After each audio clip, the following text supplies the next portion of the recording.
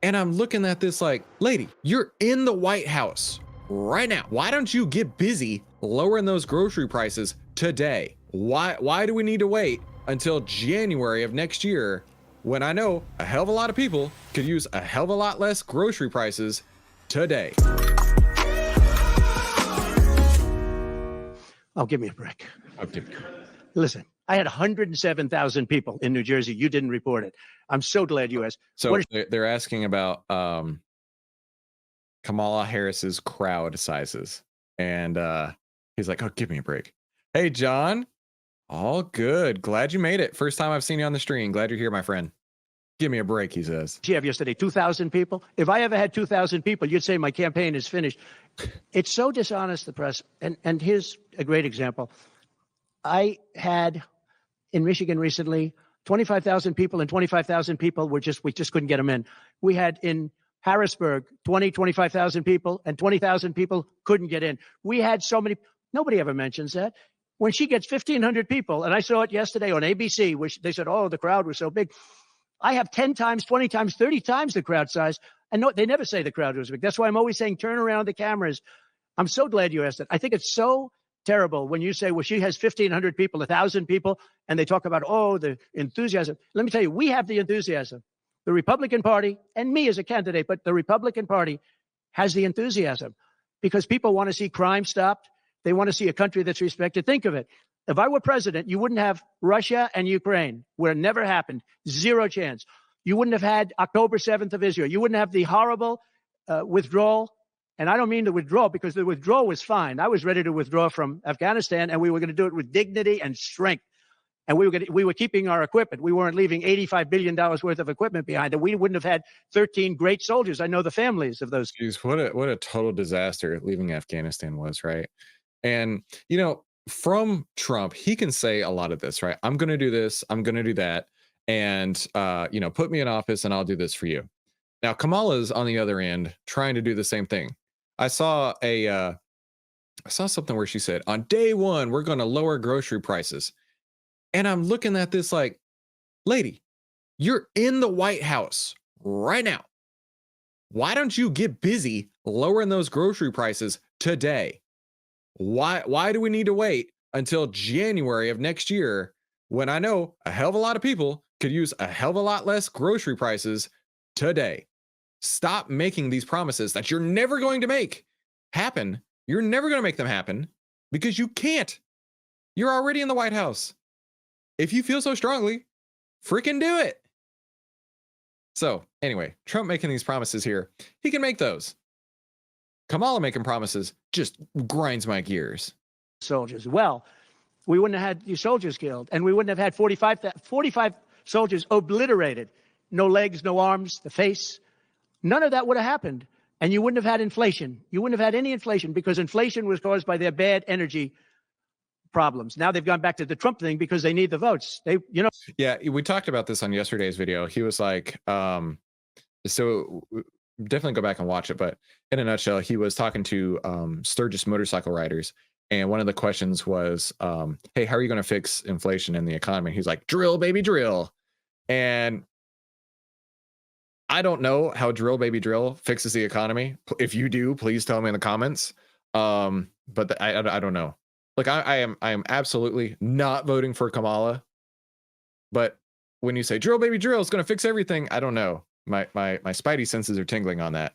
I don't know if you know, they're drilling now because they had to go back because gasoline was going up to $7, $8, $9 a barrel. So they said, we better do what Trump. But the day after the election. On that topic, so I live here in Texas, and so I drive a Tesla. So I don't pay as much attention to gas as I used to. And my wife's car, we just drive around the city, so we might fill it up like once a month.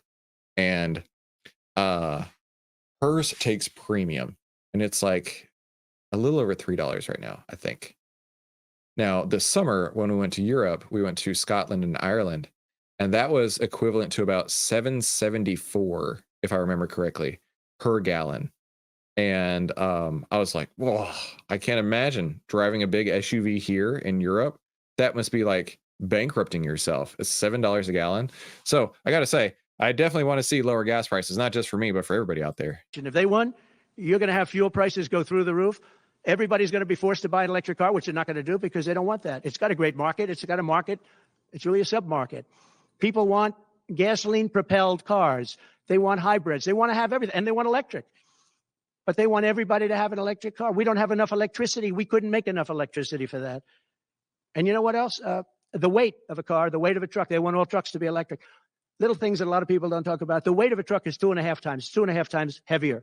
You would have to rebuild every bridge in this country if you were going to do this ridiculous policy. So, but on crowd size, so my car, I have a Tesla Model Y Performance, is about 4,400 pounds. And even my dad just the other day, he was like, "Oh, you're gonna get some new tires soon, right? Because it's so heavy." And I'm like, "Yeah, just put any tires on it. It doesn't matter." He's like, "No, you got to get the special EV tires to make up for the weight." I was like, "No, not really." And he was like, "But the weight is different because it's like at the low center of mass versus somewhere else, right?" And I'm like, "No, all the tires are the same." He's like, "Oh, okay." And so we were talking about that, and then we talked about like the Cybertrucks were like, I think they're around 6,600 pounds, which is certainly heavy. Then you've got the Hummers, which is like literally 10,000 pounds. I don't know. I really don't know if that means we're going to have to overhaul all bridges and whatnot. But at 4,400 pounds, right? Like your car most likely is roughly around 4,400 pounds. But granted, that's not a truck, right? I could be totally wrong. Hey, Michael, glad you're here. in history, for any country, nobody's had crowds like I have, and you know that. And when she gets 1,000 people and everybody starts jumping, you know that if I had 1,000 people would say, that's the end of his campaign. I have hundreds of thousands of people. In South Carolina, I had 88,000 people. In Alabama, I had 68,000 people. Nobody says about crowd size with me, but she has 1,000 people or 1,500 people, and they say 68,000 people. Did he say 68,000 people? 68,000 people. Nobody says that is a shitload of people. This about crowd size with me, but she has 1,000 people or 1,500 people, and they say, "Oh, the enthusiasm's back." No, the enthusiasm is with me and the Republican Party because they want to stop crime. They want to stop people from pouring into our country from places unknown and from countries unknown, from countries that nobody ever heard of. So yeah, to Trump's point here, right? There's no policies being presented at all with Kamala. Everything is just like, I'm not Trump. I'm not Trump. So therefore I need to be in the White House. That doesn't work for me. And I think a lot of Americans are having the same feeling right now. You may not be Trump, but your policies that you have enacted, that you were in office for, that you were the borders are total garbage. So, you know what? I just see Trump right there. And I think to myself, I hope and pray for my livelihood and my children's livelihoods that he becomes the next president. So let's jump right into our market analysis. Oh, wait a minute. No. We need to talk about some stocks, right? Trump talked about electric cars. Well, you know what? Let's say that you wanted an electric car. Or let's say you didn't want an electric car. Maybe you just wanted a good old gas car like Trump's talking about. Drill, baby, drill. Or maybe I've got a stock for you. Carvana. Carvana just got a buy signal a couple of days ago. August 6th had a buy signal here. Now, these signals have been really strong on Carvana. This one buy signal here, it went from 104 to sell signal 130. What kind of percentage gain is that? So 130 minus 104 divided by 104. 25% gain right there. That's huge. Just in that one buy and sell signal. And the performance summary shows Outliers a 59% return versus buy and hold down 15%.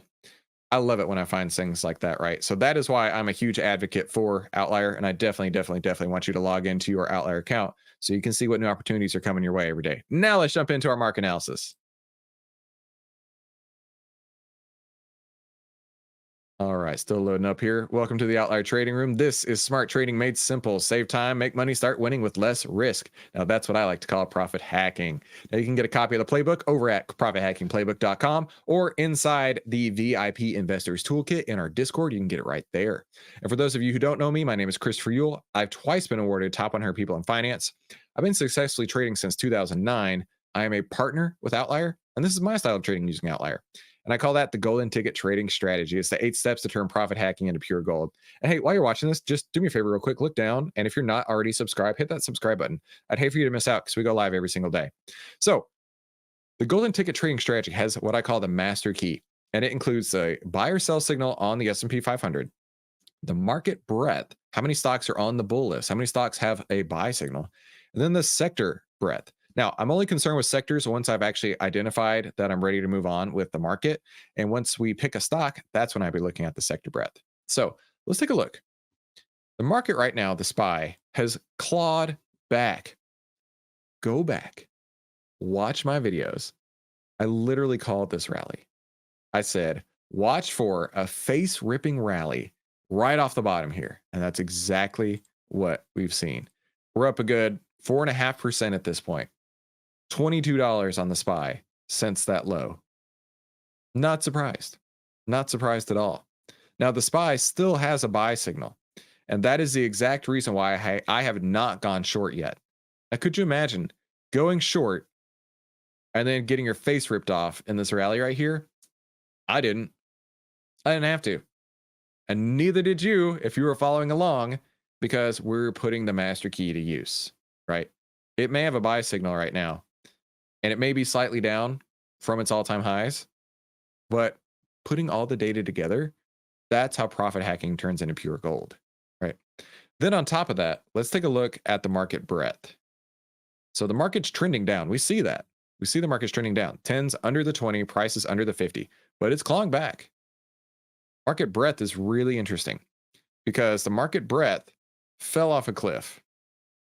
Market breadth is how many stocks are on the bull list. How many stocks have a buy signal? Looking at this, we can see it peaked around 78% on July 19th, which was literally the day I got out. Or I got out July 18th. I got out on this day right here, this candle. Gone down and then back up since then. But I didn't have to worry about that. Got out as close to the top as I possibly could. And then it has gone down and down and down and down on the market breadth. And it looks like it may have hit a bottom.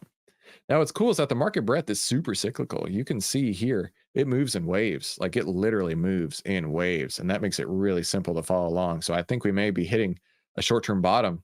And then we might start seeing the SPY come back. And who would have known? We might even see SPY heading up to new all-time highs. So that's why I haven't been shorting anything. Because the SPY signal may be bullish. The trend of the market is bearish. Breadth has been bearish. And I don't have these conclusive signals, right? When you have signals that are opposing to each other, you don't trade anyway.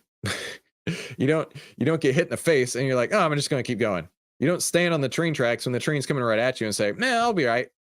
You go, okay, I think I'll step off the tracks. I think I'll stop getting my face punched in. And then you stand on the sidelines and you wait in cash until it comes to you.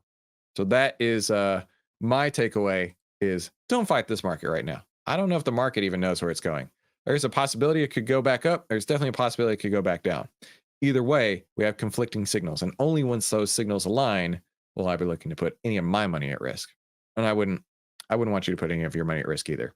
But do log into your Outlier account. Check out what is available for you. Maybe you're ready to start going short. Maybe you're ready to start going long. Either way, there's a new opportunity for you every single day in there. Thank you so much for coming to today's Outlier Trading Room. I'll see you right back here on Monday. Have a fantastic weekend, and we'll talk soon.